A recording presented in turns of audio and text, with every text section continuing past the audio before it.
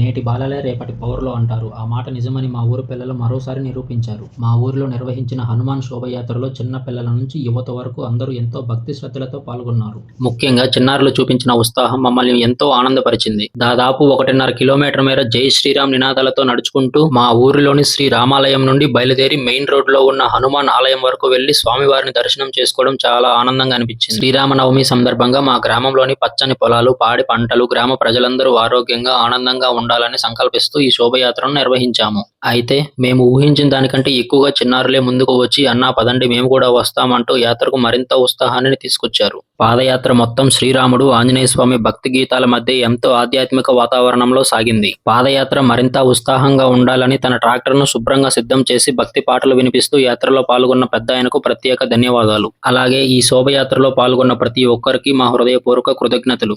గ్రామ ఐక్యతను, భక్తిని, సంస్కృతిని చాటి చెప్పే ఇలాంటి కార్యక్రమాలు మా ఊరిలో ఇంకా ఎన్నో జరగాలని మనస్ఫూర్తిగా కోరుకుంటున్నాము. ఇలాంటి మరిన్ని విశేషాల కోసం మన పేజ్ని అయితే సబ్స్క్రైబ్ చేయండి, లైక్ చేయండి, ఫాలో చేయండి. జై శ్రీరామ్, జై హనుమాన్.